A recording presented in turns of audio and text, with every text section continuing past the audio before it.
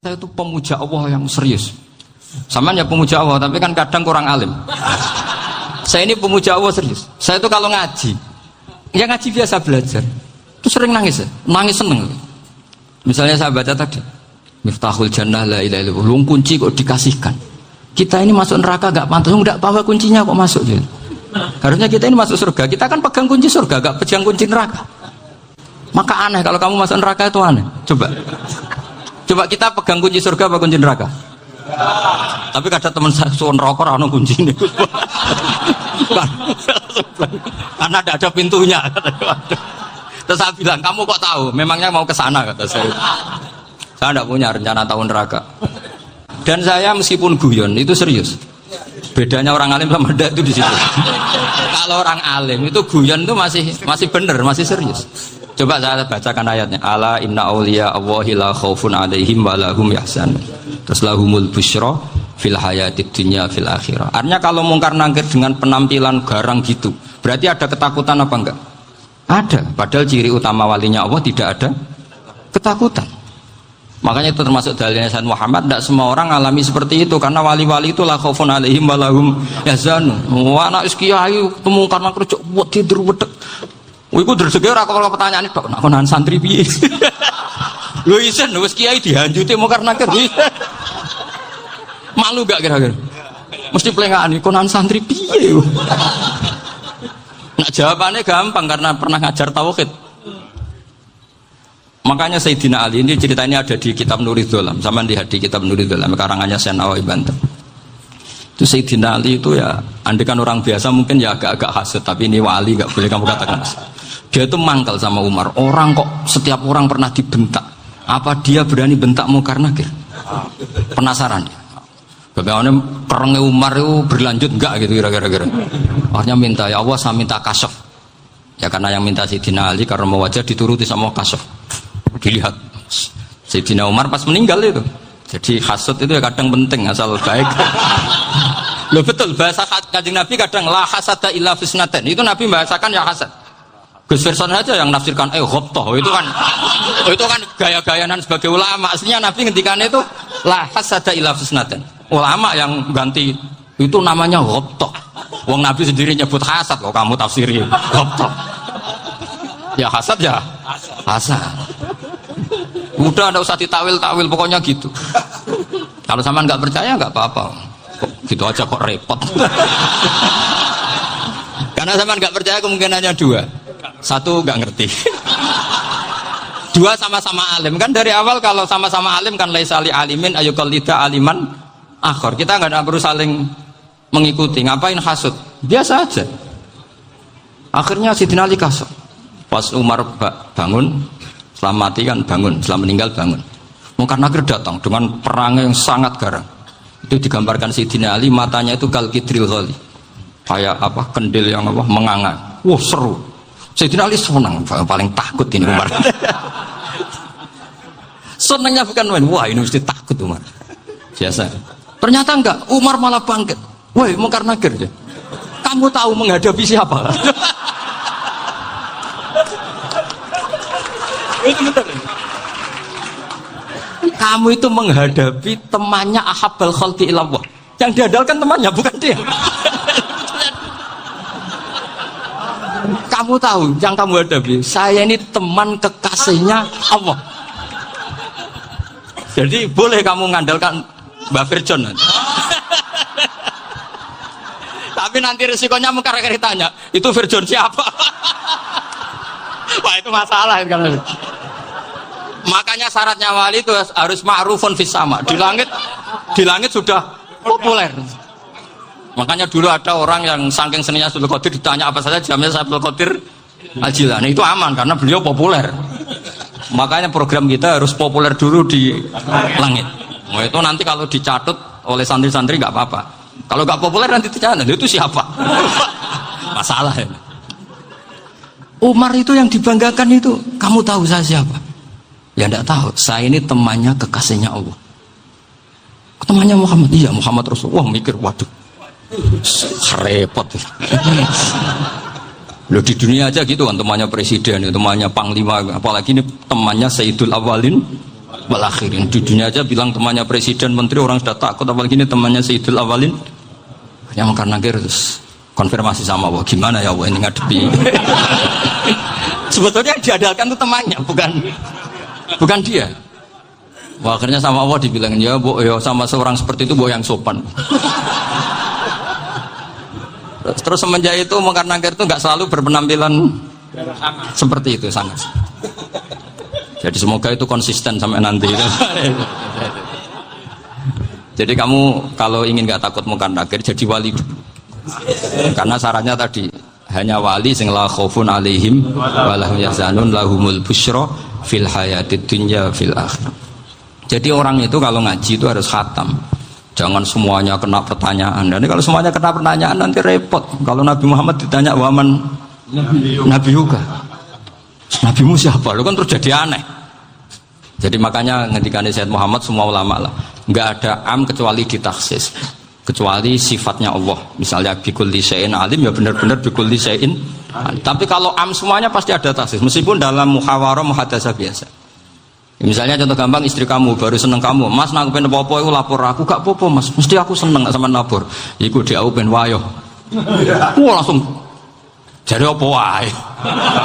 Mesti apa wae maksudnya kecuali itu gitu. Padahal kalau ngomong mas sampean ingin apa saja tak dukung. Sampean bilang pengen gue iku wayo. Kira-kira disetujui apa enggak? Sama seperti kita kalau punya teman akrab, wah senang omahku gak apa-apa, anggap ya omahmu dewi, terus mlebu kamar.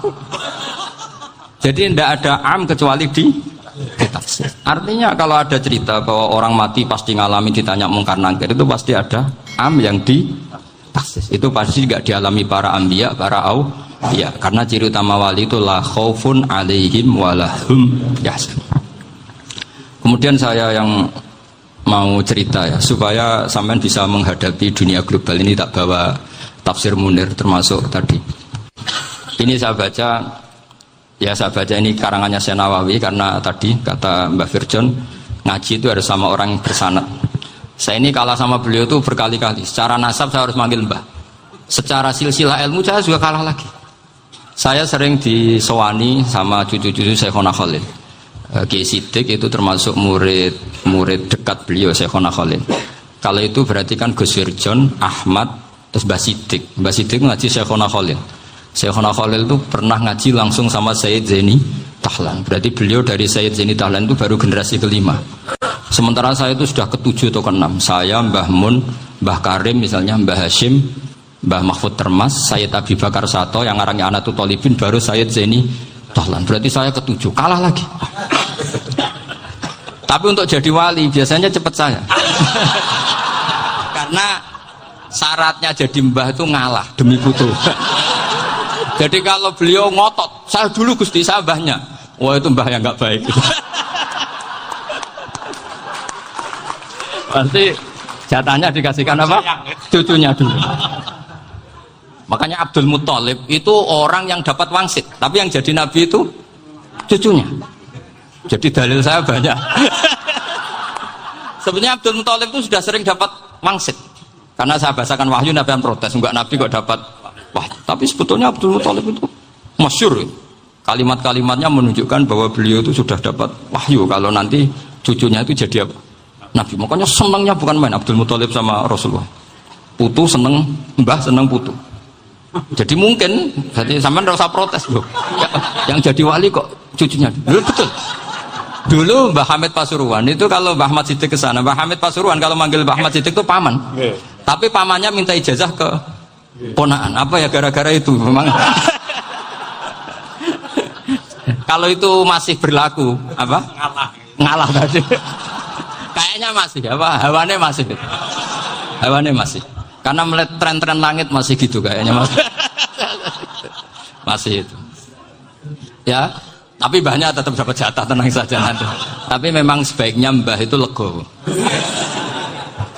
Rasulullah Muhammad SAW itu terkenal min dzurriyyati Ibrahim. Tapi kata Rasulullah, ana dakwatu Ibrahim wa bisyaratu Isa. Aku nganti ngene iki barokah dongane Nabi siapa? Ibrahim. Jadi dongane Nabi Ibrahim nggih tiba teng putu. Jadi banyak bukti bahwa jatuhnya aku putu gitu. Tadi saya di kamar sama beliau berduaan. Nih Mbah sing dadi wali di sini, aku webah. Cocokan tadi. Nah kenapa saya akhir-akhir ini gulirkan daftar wali? Kenapa? Saya ini resah ya, orang sudah ingin dicintai pejabat, dicintai tetangga, dicintai teman. Tapi kadang-kadang orang lupa lagi dicintai apa. Makanya saya meskipun guyon, tapi ini amdan, bukan sahwan. Supaya orang punya cita-cita lagi jadi wali, ingin dicintai Allah. Kita ini terlalu lama ingin dicintai makhluk. Mbok ya naik kelas sedikit. Ingin dicintai Allah Subhanahu wa Ta'ala. Meskipun saya guyon, tapi tadi guyon saya tuh lebih serius ketimbang serius Anda. Karena tak pikir tuh. Saya tuh kalau pergi itu seneng ngebis, bukan karena saya tidak punya mobil, tapi saya sering mau butuh itu supaya gak diganggu. Karena saya tuh harus punya waktu sendiri. Kalau bis kan ketemu orang nggak kenal, tapi sekarang ya agak susah, banyak yang kenal.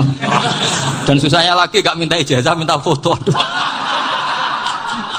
Repot tuh. Mau dibenci itu umatnya Rasulullah Shallallahu Alaihi Wasallam.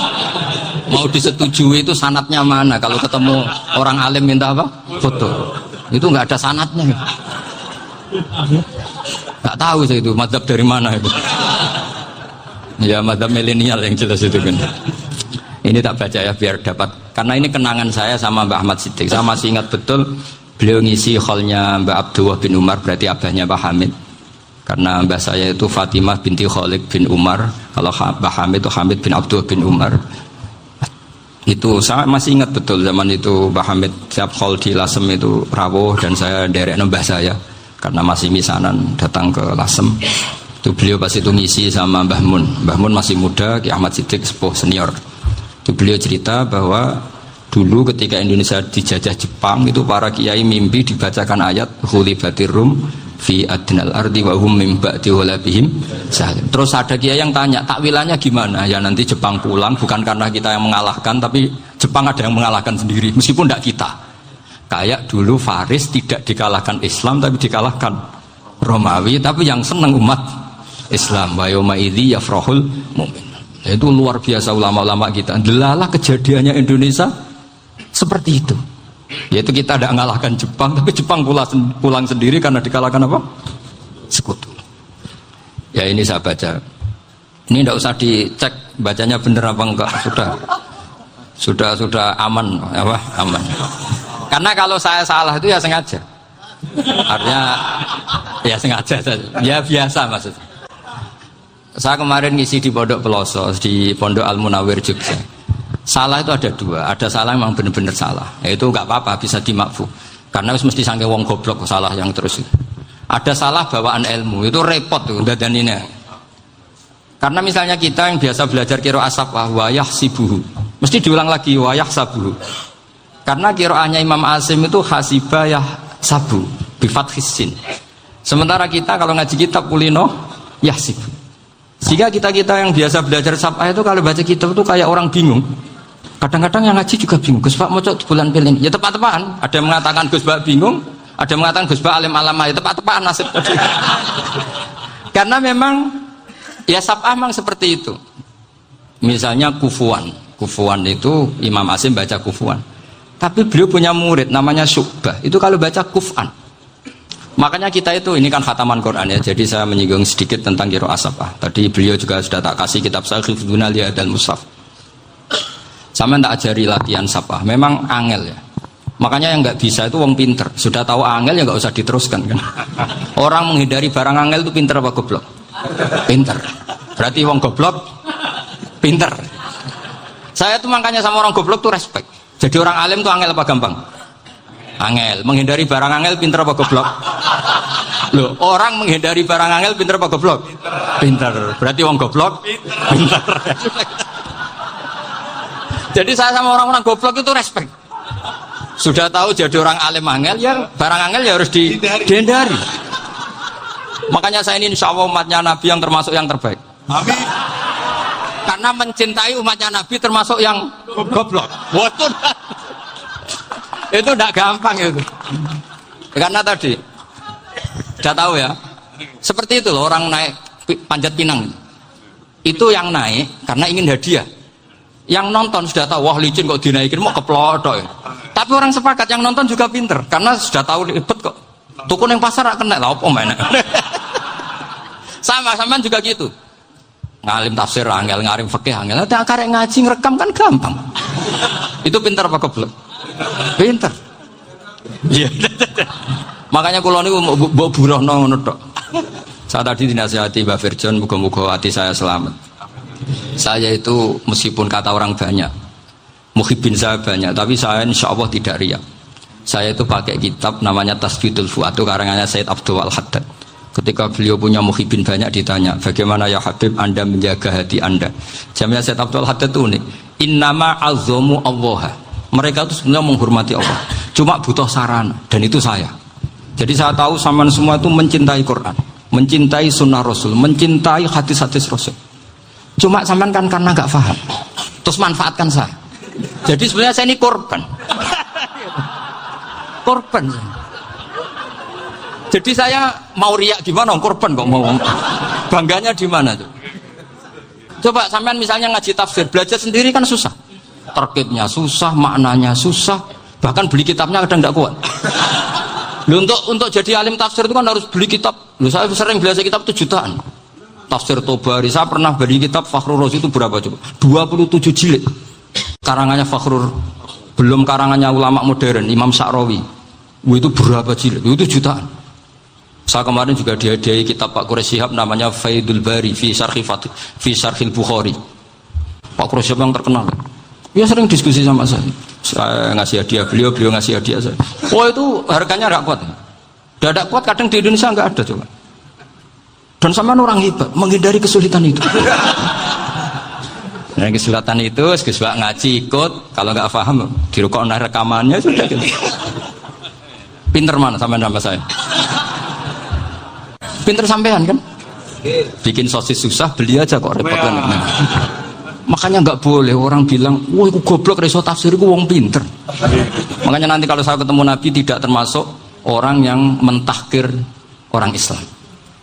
Kafabil mari isman ayah kiro akhahul muslim. Jadi cukup orang itu dosa kalau menyepelekan orang Islam. Termasuk darani sampean goblok itu dosa. Caranya nggak darani goblok ya tadi di logika tadi. Alim itu angel. Ngendari angel itu pinter. Berarti wong bodoh. Pintar ya sudah gitu. Tapi tetap bodoh. Tapi ini satu cara untuk saya respect gitu. Coba orang yang ngaji tafsir saya banyak, mungkin ribuan. Itu sebetulnya mencintai Quran. Karena Quran adalah kitab suci yang panduannya umat Islam. Sangat mencintai Quran. Terus kemudian mereka nggak paham. Terus mencari orang yang memahamkan. Burohno lah cara jawabannya. Terus keren saya itu di mana coba? Lah terus mereka kurang ajarnya gini, kalau paham itu ya alhamdulillah paham. Kowe nak ngaji Gus wae ngono tok. Tapi nek ora paham, ora nyalano akale. Mari Gus Wan nerangno cepet mulane gak paham. Ora kok nyalano teke sing lelet tuh. Itu kan masyaallah naudzubillah tenan. Sebetulnya tingkat kurang ajarnya tinggi Gus sebenarnya. Jadi kalau nggak paham itu kadang nggak nyalahno uteke. Kayak mau misalnya, mau mari mikir ra jelas. Padahal misalnya jelas orang mesti paham, berdoa. Paham? Jadi kata Said Abdul Haddad, innama azzamu Allah. Sebenarnya mereka itu sangat menghormati Allah. Makanya kita nggak perlu mengatakan wasilah itu kafir, nggak akan. Karena orang tawasul sama Rasulullah itu ingin dapat ridhonya Allah lewat orang yang dicintai Allah. Kita mencintai wali sebenarnya, wah itu kekasih Allah. Kita mencintai itu karena mencintai Allah. Sama seperti gini. Kamu mencintai kangkung apa enggak? Sebenarnya sama sekali enggak. Tapi kamu ingin sehat, ada asupan gizi. Kamu ingin tubuh kamu sehat, butuh asupan gizi. Kemudian kamu makan kangkung. Apa terus kamu cinta kangkung kan enggak? Cinta kesehatan kamu sama. Orang yang mencintai saya sebenarnya ingin kepuasan rohani. Saya kan termasuk kiai yang torekonya gampang. Ini swarga kan akhirnya penggemarnya banyak. Coba kalau kamu ini neraka. Wah, jadi sebetulnya Anda mencintai kepuasan Anda sendiri. Nah, saya ini korban. Makanya untuk masuk surga cepat saya. Korban itu cepat. Da'watul mazlum la turaddu kan gitu. Laisa bainahu wa bainallah hijab. Jadi saya kalau donga langsung seret langit. Karena mazlum. Saya sinau tafsir itu, Mbak, sampean bayangkan ada tafsir itu sudah 27 jilid. Sengarang Fakhrul Razi itu bulatnya bukan main. Karena dia ahli filsafat. Bulatnya Masya Allah. Sudah gitu sinau Jalalain kadang dikomen oleh Sawi. Sudah kita percaya Jalalain jebule dibuli Sawi. Percaya Sawi dikandani, "Oh iku Maliki rasa ribet." Sudah gitu sinau Qurtubi, sinau tafsir Tobari itu susahnya. Belinya susah, belajarnya susah. Padahal saya punya keluarga, punya istri, punya anak. Bayangkan kalau istri saya rewel kayak istri sampean. Wah itu, tapi alhamdulillah enggak. Sama sekali enggak. Allah sudah milihkan, wah ini bahaya kalau punya istri rewel. Imam Sibawai itu kitabnya banyak, tapi yang terbukukan hanya kitab Sibawai. Karena beliau kalau sudah belajar lupa istri. Hanya pas beliau di pasar, kitabnya dibakar semua sama istrinya. Karena dianggap saingannya. Ternyata yang dicerai tidak kitabnya, malah istrinya. Itu Imam siapa? Sibawai. Tapi alhamdulillah kitab saya nggak terbakar, aman. Saya teruskan ya. Jadi untuk menjaga ria dilatih innama azzamu Allah. Sebenarnya mereka itu menghormati, sehingga wasail-wasail itu sebenarnya nggak pernah jadi subjek pelaku utama, tetap Allah. Sebab itu kata Sayyid Muhammad, kamu kok mengatakan wasilah itu kafir itu gimana? Ketika innallaha qad ba'atsa lakum taluta malika. Talut itu ya manusia. PD-nya itu apa? Inna ayata mulkihi ayyatiyakumut tabut fihi sakinatum mir rabbikum wa baqiyatum mimma taraka alu Musa wa alu Haruna tahmiluhul malaika. Jadi beliau PD itu kalau bawa sunduk semacam peti sakti, sing di situ ada baqiyatum mimma taraka alu Musa wa alu Haruna tahmiluhul malaika. Ya kayak semacam jimat, tapi saya bukan mensyariatkan jimat enggak, karena nanti banyak penjual yang pembohong juga gitu loh. Cuma cerita, kamu tidak usah mengatakan kafir. Dulu Tolut PD-nya kalau bawa sunduk semacam peti kesaktian yang di situ ada baqiyatum mimma taraka alu Musa wa alu Haruna tahmiluhul malaika. Sehingga Khalid bin Walid meskipun beliau sahabat dan menyaksikan wajah Rasulullah SAW, itu bawa sya'aratun min sya'aratihi Rasulullah SAW, bawa rambutnya Nabi. Perang kemana-mana itu diletakkan di pecinya.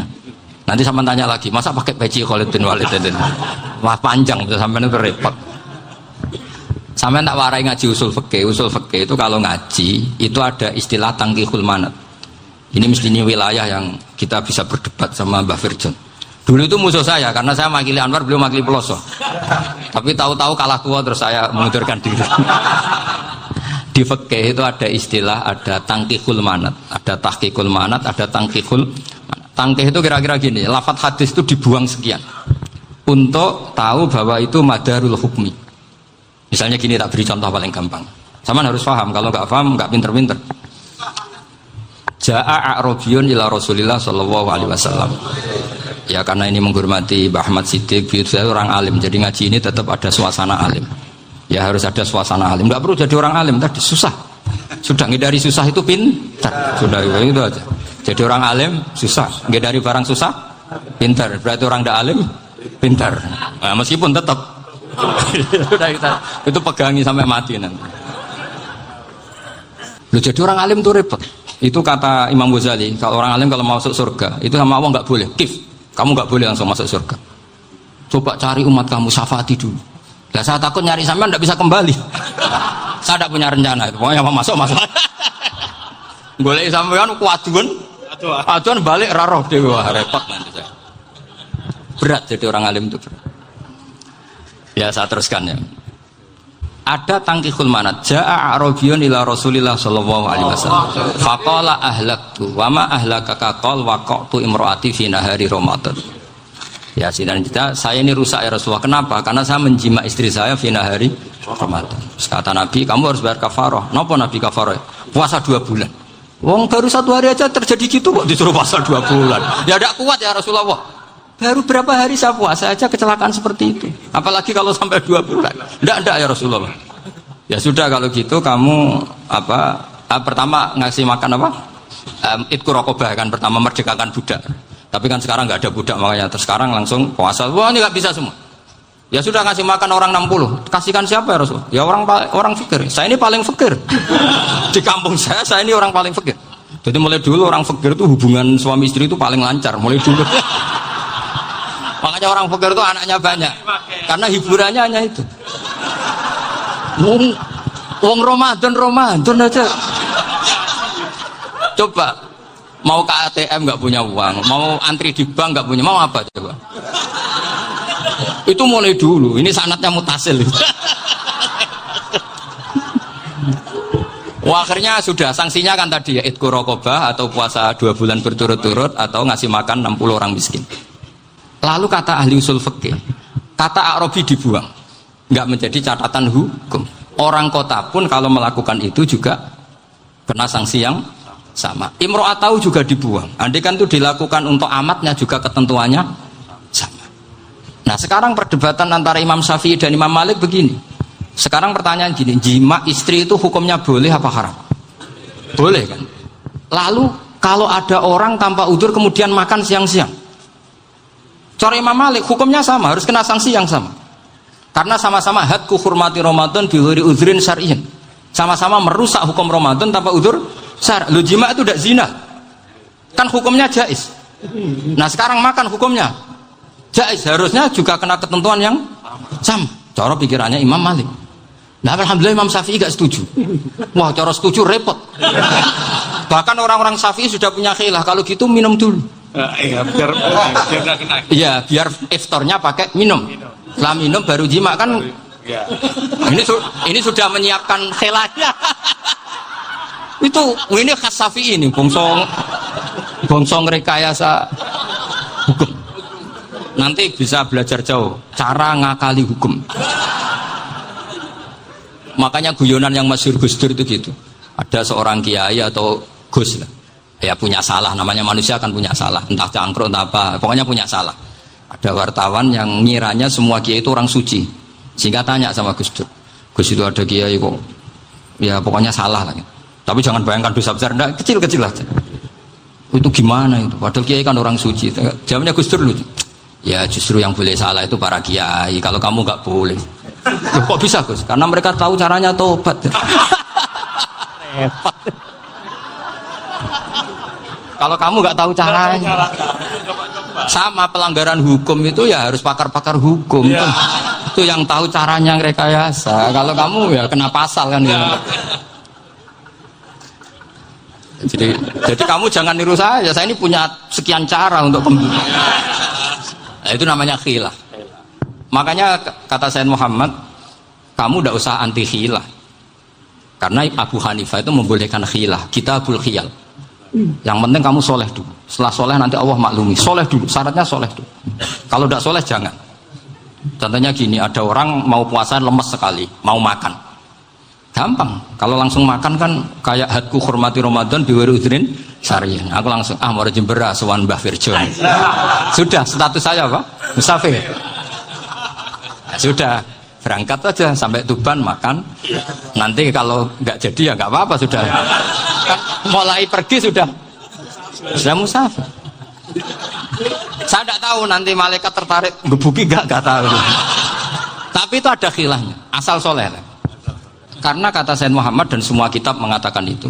Kalau sama nggak tahu ya kebablasan. Nabi Ayub, yang terkenal gudikan itu siapa? Ayub ya. Itu yang Israiliyatnya kan seru. Gudikan dikukur bek kreweng itu terlalu lah kalau itu. Untuk kreweng konti ning Arab ora ono kreweng itu sudah masalah itu. Singkat cerita, Nabi Ayub ketika diasingkan kaumnya itu kan nggak punya sumber makanan. Lah orang lelaki itu mulai dulu egois. Istrinya Nabi Ayub itu cantik sekali, udah cantik, rambutnya bagus. Makanya kamu nggak usah tanya kenapa istrinya kayak banyak yang cantik. Ya, nah warasatul anbiya nggak boleh gitu. Kalau nggak cantik ya warasatul anbiya dari segi balak. Istrinya Nabi itu semuanya cantik. Nggak usah tanya sebabnya apa, pokoknya gitu, semuanya cantik. Singkat cerita, beberapa kali istrinya Nabi Ayub itu kerja demi bisa nafkahi Nabi siapa? Suatu saat itu tidak ada pekerjaan yang cukup untuk beli roti. Satu-satunya peluang dapat rezeki itu putrinya raja itu rambutnya berondoli. Terus ada sayembara siapa yang rambutnya bagus mau dibeli. Sampai rambutnya istrinya Nabi Ayub itu dijual. Nabi Ayub tersinggung karena itu mengurangi kecantikan. Jadi lelaki mulai dulu gitu. Udah nggak urun kalau istrinya nggak cantik itu komplain. Itu khasnya lelaki. Jadi kalau kamu gitu ada sanatnya juga, tenang saja ya. Komplain ya pegawaian itu. Saking mangkelnya Nabi Ayub, terus ngendikan la adriban naki mi'ata sautin. Kamu akan saya pukuli dengan mi'ata sautin atau dengan 100 cambukan. Atau mi'ata dikhtin atau mi'ata apalah sesuai konteks zaman itu. Enggak namun pecut tuku konti kok ribet lagi. Singkat cerita, akhirnya ketahuan bahwa istrinya menjual itu demi Nabi Ayub. Allah nggak ridho kalau kekasihnya yaitu istrinya Nabi Ayub wis perjuangan kayak gitu malah kena hukuman. Tapi Allah juga nggak ingin kekasihnya yang bernama Ayub melanggar sumpah. Padahal beliau sudah sumpah, wallahi demi Allah nanti tak pukul dengan 100 kali. 100 kali dengan lidi lah misalnya, contoh yang gampang tuh lidi. Akhirnya sama Allah dikasih satu solusi. Wa khud biyadika dikhsan fadrib bihi wala tahnas. Ya sudah, lidi itu ikat jumlahnya 100. Terus pukul sekali saja. Anggap saja sudah 100. Iku pangeran sing wari ngakali ngono iku pangeran. Tapi syaratnya soleh. Syaratnya soleh. Jadi kalau kamu anti khilaf berarti anti ajarannya Allah di ayat itu. Wa khud biyadika dikhsan fadrib bihi wala tahnas. Itu dulu ada, ini cerita di Ithaf, ini cerita terakhir, ini sudah sama jangan nama sudah. Terus pengumuman tadi yang nggak pernah sepuh ngutang saya itu haram. Karena tadi saya punya kewajiban di rumah yang bisa menggugurkan ya kewajiban yang lebih besar. Lebih besar itu ya tadi bisa pernah guru, pernah sepuh, yang jelas gak umur. Umur sampean menangkap itu, tua serepet itu. Ada raja itu ganteng kaya, senengannya nikah perawan cantik. Oh, itu semua kampung mesti kenal. Mungkin digilir atau gimana pokoknya. Suatu saat ada pemuda suka sama perempuan yang di kampungnya, cantik sekali. Kemudian pemuda ini ternyata pekerja di kerajaan itu. Tiap hari ditanya, wah itu yang di kampung yang cantik siapa? Mau saya nikahin gini. Wah bahaya ini saingannya raja. Jadi yang dibidik pemuda tadi itu saingannya. Si raja ini orang yang namanya raja kan gengsinya tinggi. Kaifatang kihuha wa qad ra'aitu qad qabbalaha rajulun. Kobok nikahi, saya itu pernah melihat dicium lelaki. Wah, gak mau. Gak gelem, kadang ditambung lan waqat qabbalaha rajulun. Saya pernah melihat sendiri qabbalaha rajulun, dicium oleh lelaki. Wah, sudah gak minat raja langsung gak keren. Suatu saat pemuda tadi nikahi perempuan itu. Rajanya marah-marah, kamu lelaki gak punya harga diri gini. Gak punya selera, gak punya harga diri, sudah pernah dicium orang kok tetap dinikah. Bilang ke raja, ta'rif manir rajul, lelaki itu siapa? Abuha. Kamu tahu lelaki itu siapa? Sopo? Abuha. Bapaknya. Saya kan hanya bilang rajulun. Pernah dicium lelaki. Lah pikirannya raja itu lelaki kue-kue ngene iki. Tapi butuh canom mau raja ben gak sida itu aja tuh. Baru kayak digulirkan gitu waqat qabbalah rajulun. Wah nggak mau. Setelah itu suatu saat pegawainya tadi nikahi perempuan. Kamu nggak punya harga diri gini. Kamu tahu mandir rajul apa abu? Wah nak ngono aku gak apa-apa. Lah monggo sakniki wis bojo kula. Ora trimo wis diambung wis macam-macam. Lah itu namanya khilah. Apa? Khilah. Kalau di Balawa disebut tauriyah atau apa. Tapi saya tidak ngajari sampean seperti itu. Sudah pinter sebelum saya ajarin. Bangsa ngakali kan sudah pinter. Saya kira demikian. Assalamualaikum.